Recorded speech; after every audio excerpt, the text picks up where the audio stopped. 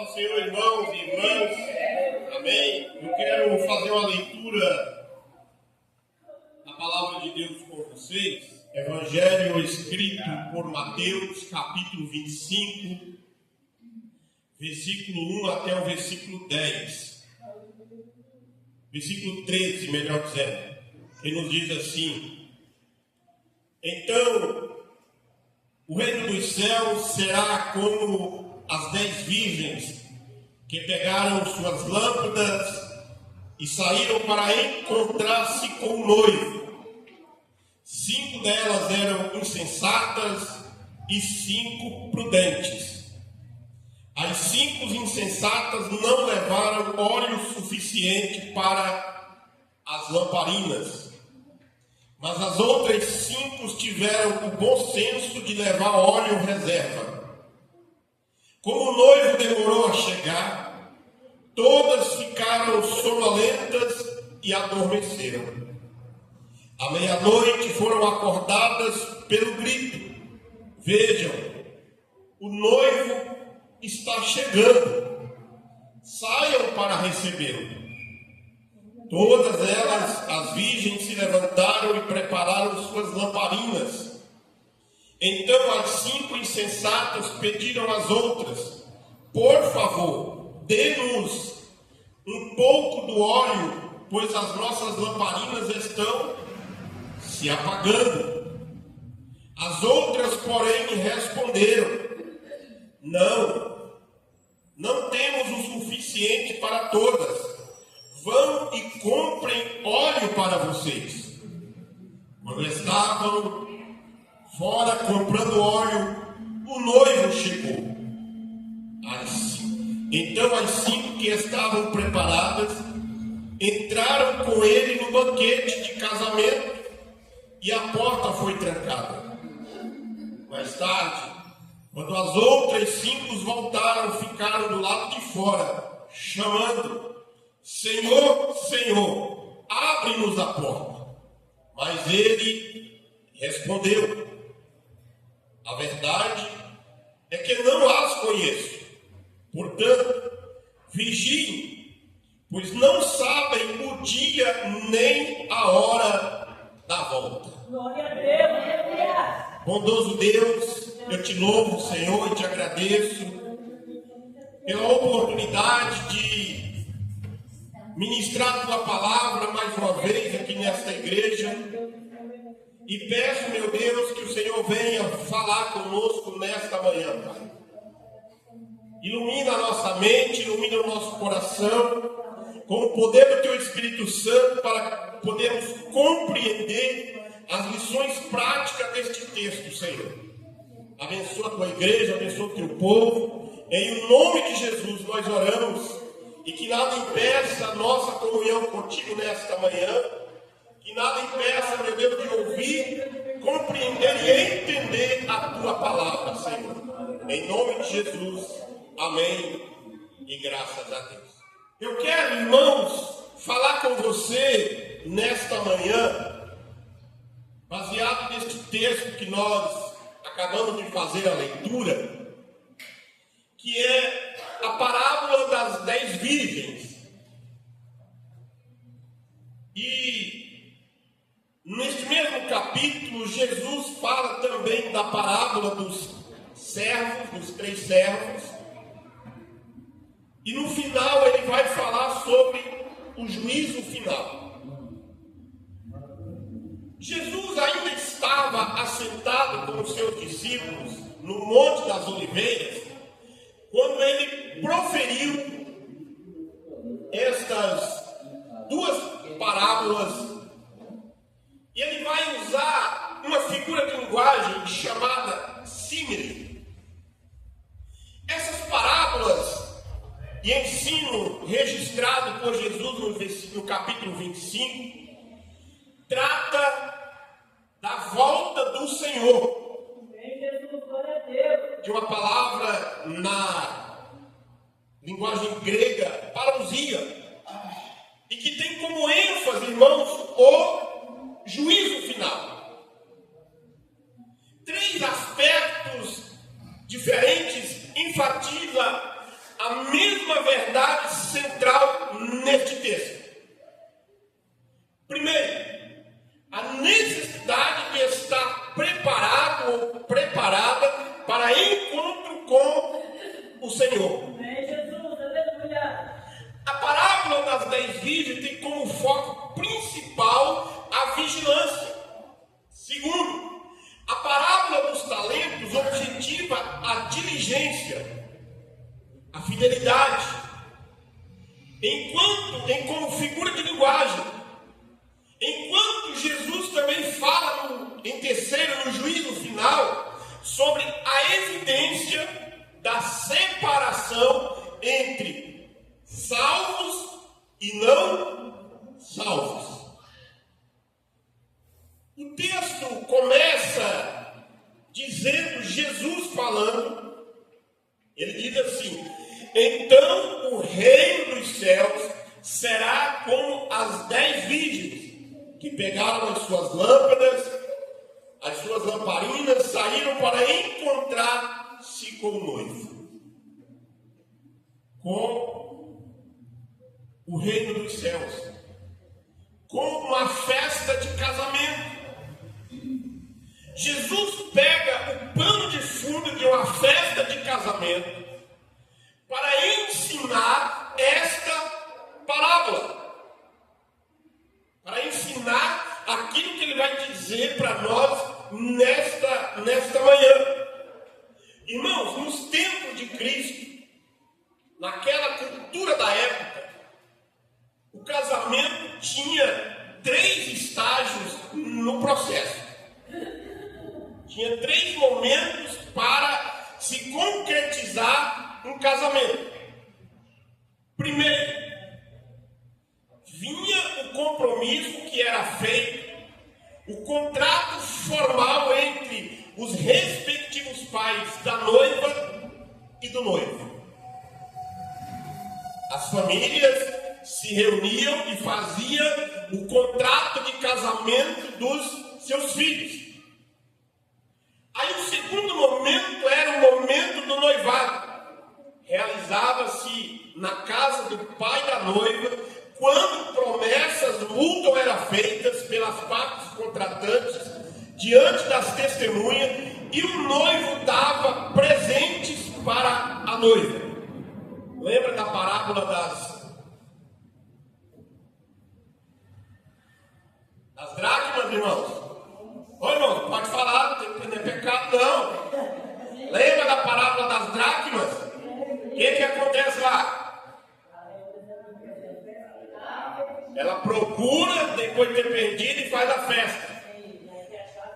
Porque se ela não tivesse, no dia que o noivo chegasse às dracmas completas, estava desfeito o contrato de casamento. O noivo dava presente para a noiva. E o terceiro momento era o casamento, no qual o noivo, acompanhado dos seus amigos, ia na casa do pai da noiva e buscava ela para ser a sua esposa, em um cortejo que voltava para a sua casa, onde fazia a festa de casamento de 7 dias. Eita! Aí você vai lá para João capítulo 2, falta vinho da festa de casamento lá em Caná da Galileia. Falta coxinha. Naquele tempo era cordeiro assado. Hoje, se fosse na festa dos crentes, faltava Coca-Cola, faltava refrigerante. Mas faltou vinho lá em Caná da Galileia, era a festa de casamento. E no mundo antigo, irmãos, os amigos, ou seja, as amigas da noiva, iam até a casa dela para aguardar a chegada do noivo. Dava-se início à procissão da casa da noiva até a casa do noivo. E é bem provável que esse cortejo em que as mulheres da história são retratadas para ir ao encontro do noivo. Bem diferente nos dias de hoje, irmãos. Porque quando fazia o contrato na segunda parte do casamento, O noivo não avisava, ele não mandava um mensageiro, ele não mandava um WhatsApp, ele não mandava um pombo correio para avisar que ele iria chegar. Então, a noiva tinha que estar preparada. Tudo que tinha que estar pronto. Eu já preguei aqui, falei uma vez, não diretamente sobre o assunto, mas a mulher que está para dar à luz, ela não tem que estar com a sua mochila pronta para quando o negócio apertar, botar no carro e levar para o hospital.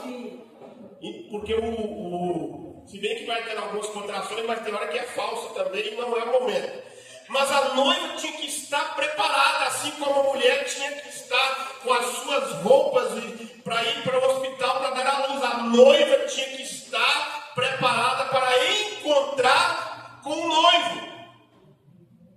Tinha que estar ligada o tempo todo. Ela ia dormir e ela pensava, amanhã cedo ele pode chegar. E ela fazia as suas atividades do dia e chegava, finalizava aquele dia e não chegava. E aí passavam 2 meses, 3 meses. Segundo alguns historiadores, o prazo máximo era de 1 ano.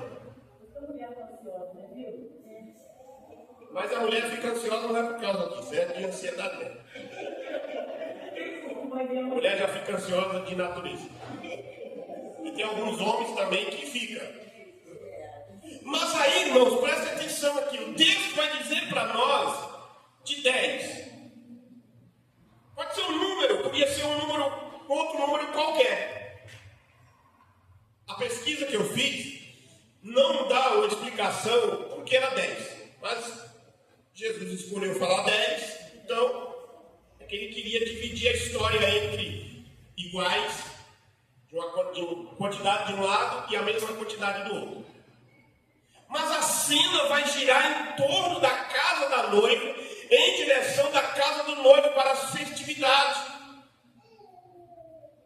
E aqui, irmãos, já na aplicação espiritual, o noivo aqui é Jesus Cristo. Glória a Deus, aleluia. Retratado em sua vinda inesperada.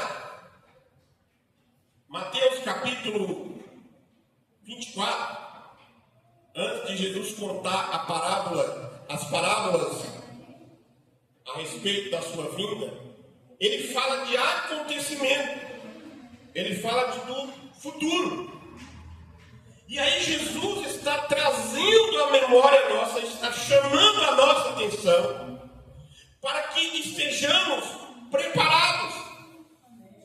O noivo prometeu buscar a sua noiva, mas na hora marcada não por nós, mas na hora marcada por ele. A noiva precisa estar preparada.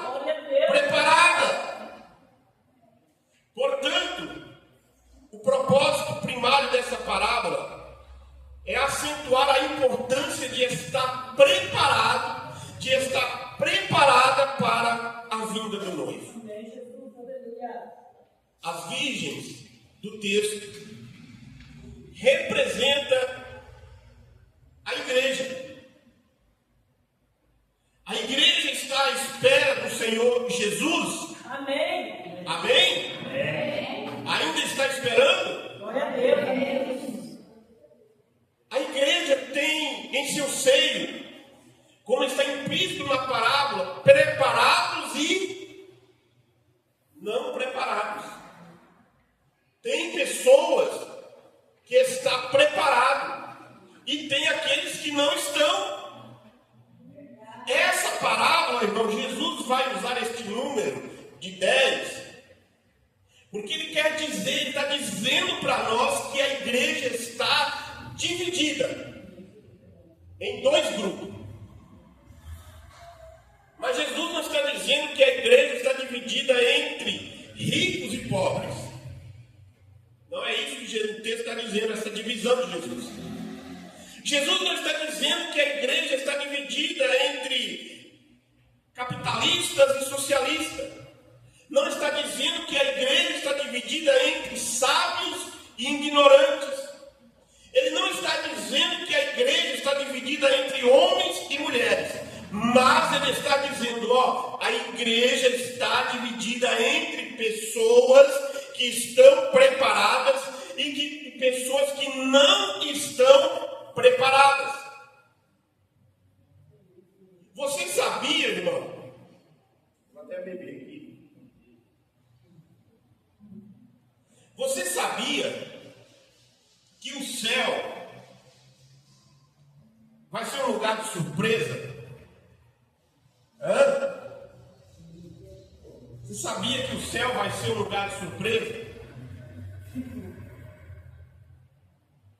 Quando você entrar lá, adorando, celebrando, glorificando, aí você vai falar assim, mas você está aqui? Ué, pensei que você não tinha vindo. Vem que horas? Aí a pessoa vai dizer, eu subi mesmo na hora que você subiu. Aí celebra e glorifica e... Aí você olha de novo assim, mas fulano não veio, né, irmão? Fulano não veio, né, irmã? Pois é, né? Parecia tão crente. Estou só fazendo uma ilustração aqui, tá, irmão? Estou dizendo que a conversa lá vai ser essa. Mas eu estou falando para você entender o que eu estava falando sobre surpresa. Mas parecia tão crente, não veio. Pois é, né? Aí Jesus está dizendo, ó, tem preparados e tem despreparado. A sua fé em Cristo não deve ser meramente intelectual, mas deve ser uma fé salvadora. Por ocasião da segunda vinda de Cristo, muitos que se dizem cristãos estarão de fora. As 10 virgens do texto, irmãos, se dizia crente. As 10 virgens do texto se dizia preparadas.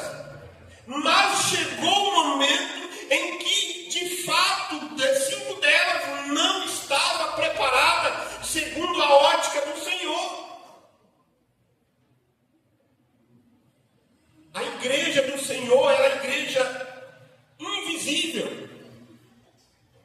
Eu e você, irmãos, nós enxergamos aqueles que frequentam a igreja, aquele que frequenta a igreja cristã no Brasil, no mundo, mas o Senhor sabe de fato quem é membro ou não desta igreja, da igreja dele. Hoje, muitos são batizados, membros da igreja, participam dos cultos, trabalham na igreja, mas muitos nunca se converteram. Quando Jesus voltar, ficarão de fora. Essa parábola deixa claro que havia uma enorme diferença entre elas, assim também como há uma enorme e profunda diferença entre os membros da igreja. A mesma que há entre o joio e o trigo, entre os que são crentes nominais e os que são verdadeiramente convertidos. E tendo, irmãos, considerado esse pano de fundo de introdução, olharemos para este texto e examinaremos segundo a ótica de Jesus Cristo. Irmão, Jesus convida a igreja para desfrutar da sua alegria. Nós falamos na escola bíblica há pouco sobre alegria. Nós precisamos de preparação para participarmos da alegria do Senhor. É impossível fazer parte desta alegria de forma inadequada. Lembra da parábola das bodas? Que o homem entrou lá sem as vestes nupciais e ele foi jogado fora. A segurança do futuro depende de diligência do passado. O Senhor não vai receber aqueles que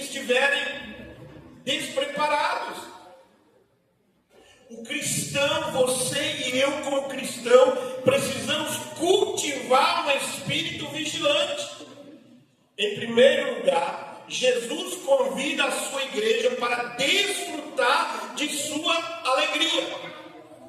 Veja aí no versículo 1 de Mateus 25.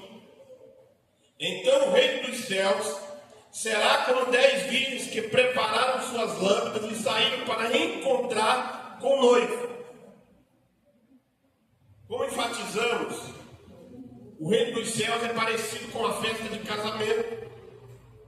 Esse casamento é do Senhor, o noivo, e da igreja, a noiva. Ao mesmo tempo, irmãos, que você e eu somos convidados para esta festa, nós também fazemos parte desta festa. A figura da noiva no texto, e que somos representados, nós somos como convidados. A vida nossa, irmãos, é uma vida de expectativa e constante da vinda do Senhor, o amado da nossa alma. Porque ele diz que e a Bíblia diz que ele prometeu buscar, voltar para buscar a sua igreja. Glória a Deus, aleluia. Jesus, ele iniciou o seu ministério e ele escolheu 12. Ele escolheu depois outros 70 e enviou.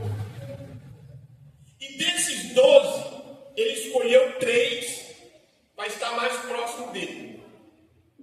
Eram, digamos, na linguagem de hoje, os conselheiros de Jesus. Mas Jesus não precisava de conselho. Mas para a gente entender a proximidade desses 3.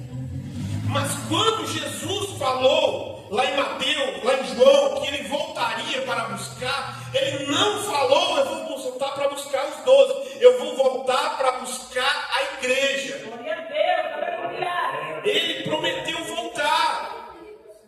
Então, Jesus convida você para desfrutar da sua alegria. Jesus te convida para desfrutar desta alegria.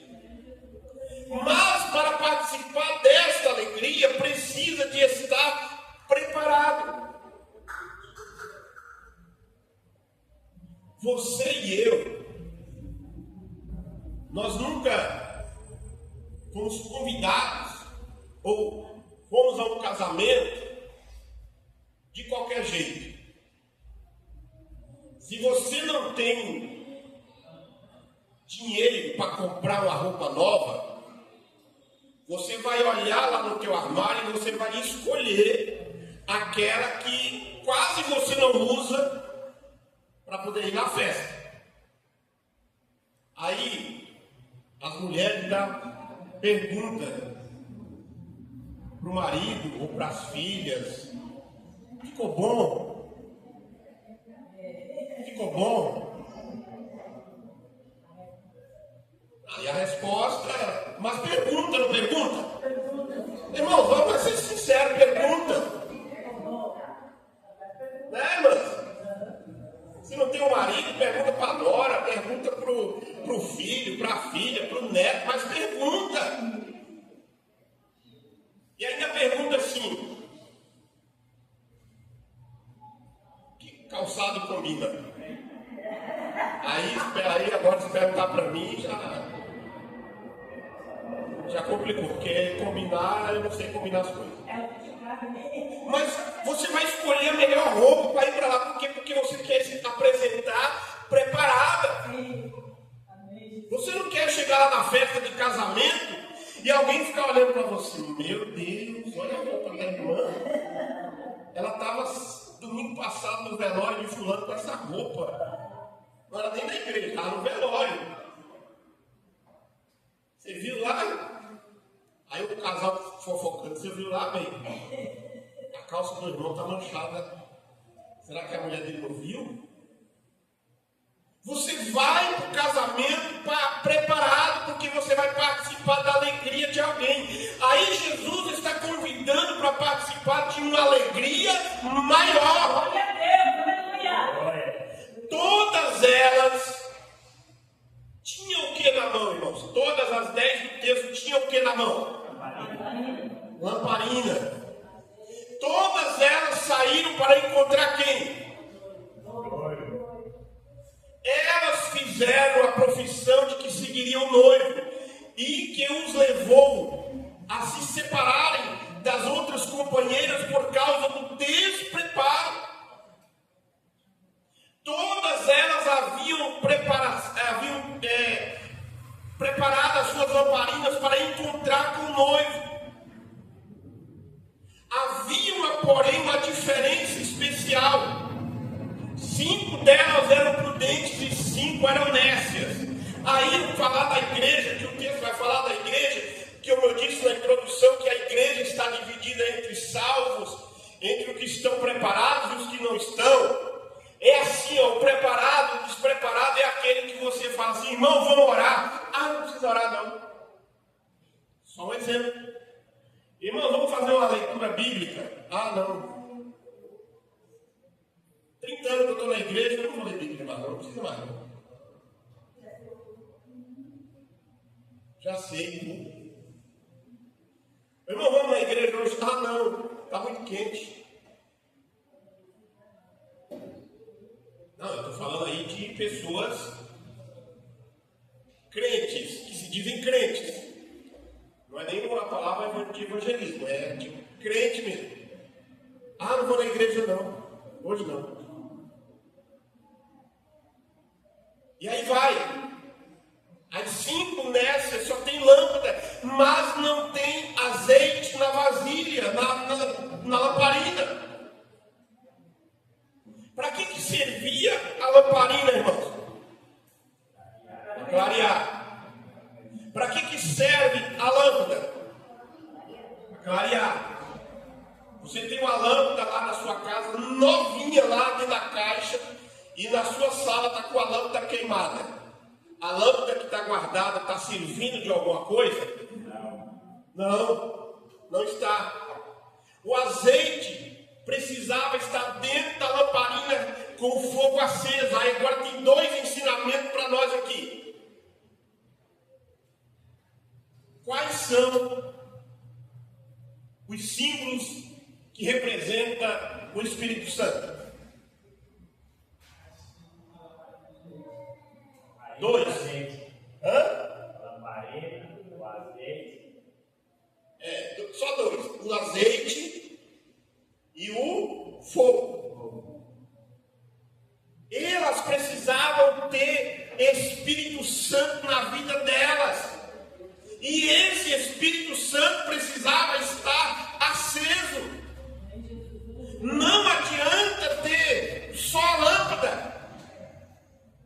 Elas podem ter pensado, nós temos as lâmpadas, estamos seguros.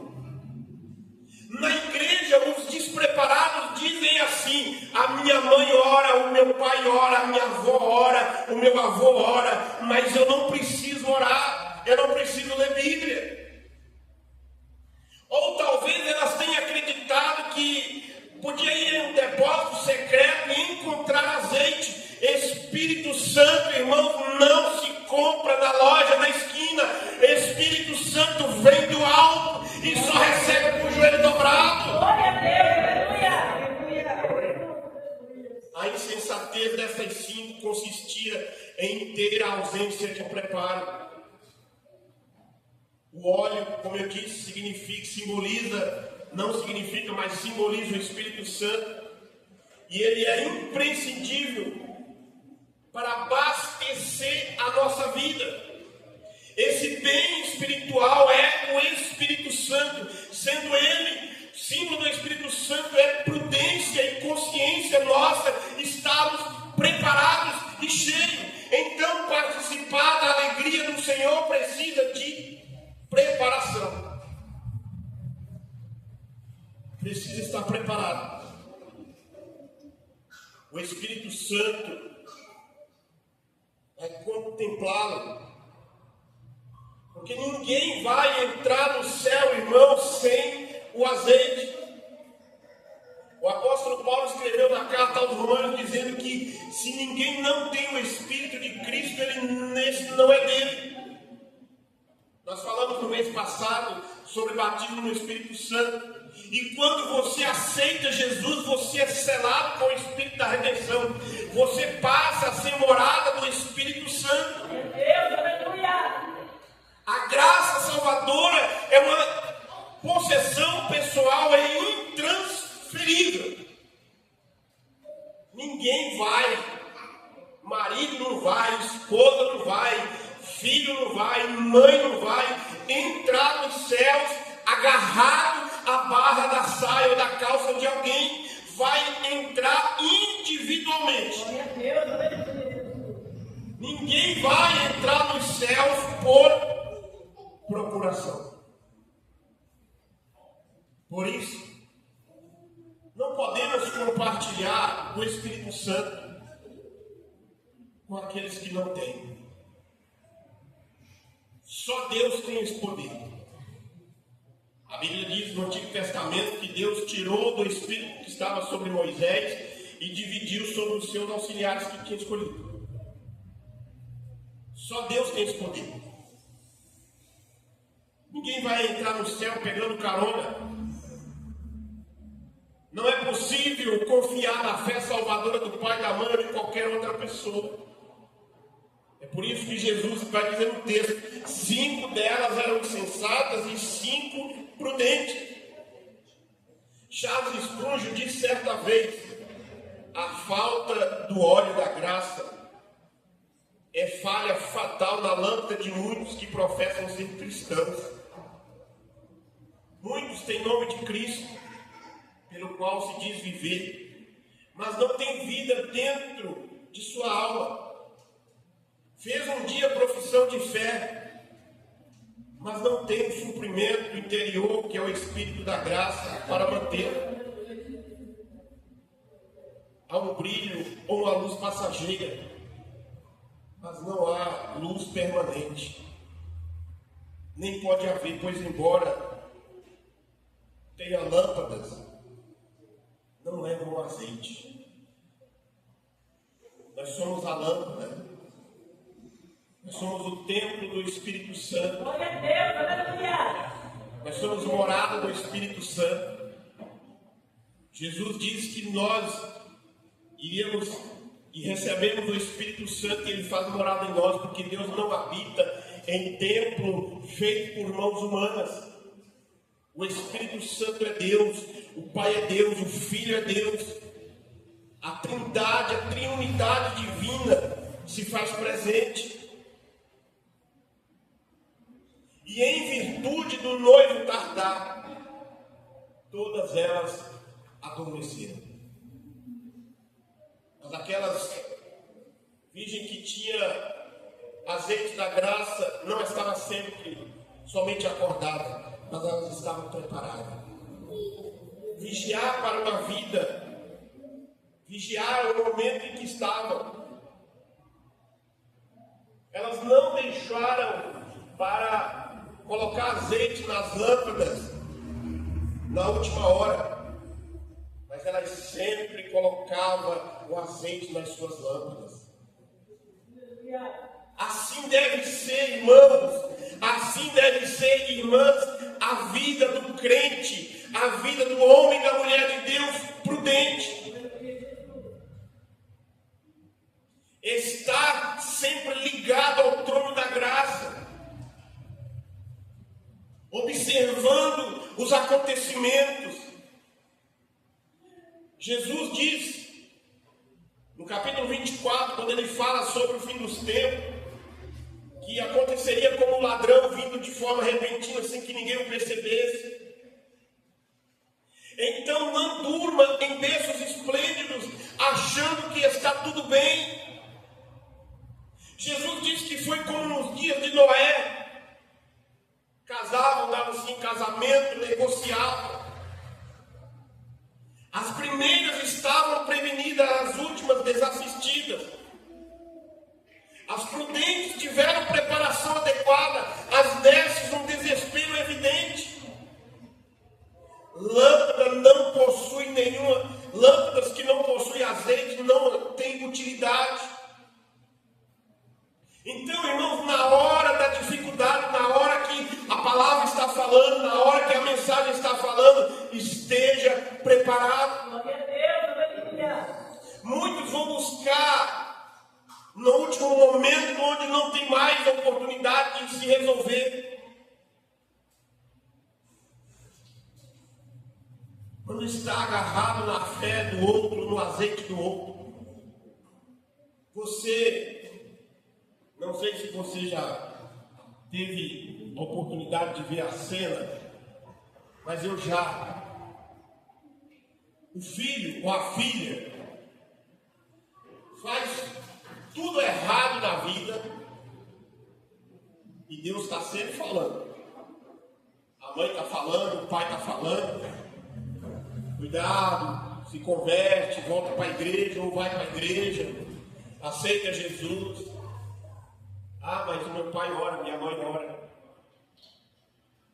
E aí de repente, aquela pessoa morre. E aí aquele que levou a vida totalmente errada, igual eu vi uma vez. E aí o pastor perguntou para mim assim: por que aquela menina está daquele jeito lá de cima do caixão lá falando aquilo com a mãe? Depois eu te falo. Mas aí fica lá, a pessoa está morta lá dentro do caixão lá, o pessoal velando e ela está lá. Ai, minha mãe me perdoa por ter feito sofrer. Ai, minha mãe me perdoa por ter feito você passar a noite claro para trás de mim na rua. Ai, minha mãe me perdoa por ter isso, por ter aquilo. A mensagem está sendo falada enquanto é vida. No momento do desespero da última hora, não tem mais oportunidade. Perdão para o próximo se pede enquanto está vivo. A mensagem é como um martelo sobre a pedra. Ele vai batendo, uma hora essa pedra tem que rachar. Ou racha para a glória de Deus, ou racha para a destruição. Então, é possível fazer uma preparação inadequada? Foi no grito da meia-noite que o desespero das nécias se tornou notório. Foi à meia-noite que as aparências se mostraram. A chegada do noivo não representou alegria para as nécias, mas desespero. Esse dia, para elas foi um dia de trevas e não um dia de luz. O despreparo delas, o preparo delas era insuficiente. Estava sem azeite, estava imersa na escuridão densa.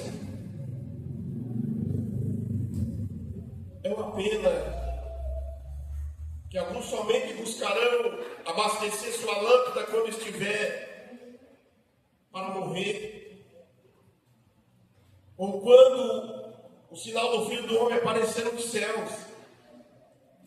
Mas se buscarmos fazer esse trabalho sem o Espírito da graça de Deus, isso resultará em falha eterna. As 10 virgens nécias pediram azeite, porque as nossas lâmpadas estão se apagando. Elas então começaram a valorizar o que havia outrora desprezado. É igual o médico diagnostica a pessoa com alguma enfermidade e fala para ele: principalmente quando é questão de alimento, não come. E aí a pessoa não dá ouvido. E aí volta lá o médico: o que está acontecendo? Eu estou fazendo o mesmo. O senhor falou não, doutor. Não faz, não come. Principalmente quando é o doce. Né? Porque se tiver diabetes e tem uma ferida, perigoso não cicatrizar. Aí corta um pedaço, né, João?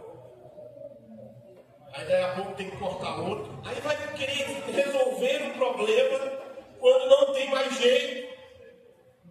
Então, as nécias procuraram resolver o seu problema quando não tinha mais jeito. Aí muitos tentam também querer adiantar e deixar o seu arrependimento para a última hora da morte. E aí diz assim, ainda usa a Bíblia, irmão, sabia? Ainda usa a Bíblia. Ah, mas o malfeitor lá da cruz se converteu na última hora. Vai, baseado na ação de Jesus para com o malfeitor lá, que você está redondamente perdido. A lei que Jesus aplicou para o malfeitor da cruz lá, não aplica para aquele que está em liberdade ouvindo a mensagem do Evangelho, não. O malfeitor da cruz fala para o outro assim, ó, nós estamos aqui porque merecemos, mas ele não. Aí ele fala ainda para Jesus, Senhor, lembra de mim quando entrar no teu reino. É bem possível que aquele homem viveu a vida toda fazendo as coisas erradas e ninguém falou para ele do reino de Deus. Quando ele reconhece que Jesus era justo, ele lembra, ele fala, esse homem é justo, ele está sendo condenado injustamente, mas eu estou aqui por causa do meu pecado, do meu erro, eu mereço morrer. Aí Jesus diz para ele, hoje mesmo estarás comigo no paraíso. Glória a Deus, aleluia. Jesus não vai aplicar essa lei que aplicou lá para o malfeitor da cruz para algumas pessoas aqui, não, irmãos. Na segunda vinda de Cristo, qualquer que seja o tempo em que acontecer, pegará homens e mulheres de surpresa. Negócios estão seguindo, festa para todo lado, carnaval para todo lado, política pegando fogo, agricultura produzindo mais do que a expectativa do agricultor, compra, venda, busca pelo prazer, homens contratando para aumentar a sua produção, as igrejas abrindo e fechando, divisões teológicas acontecendo no meio da igreja, uns querendo mandar em Deus, outros se discordando da Bíblia, pregadores pregando, chamando o homem ao arrependimento, e o povo continuará adiando a decisão, o dia da sua decisão, até que o noivo venha. Amém, irmãos? Vocês estão aí ainda? Amém. Se coloca em pé. Vamos orar. Não adie a sua decisão. Não adie o seu encontro com o Senhor. Jesus está vindo, o noivo está vindo.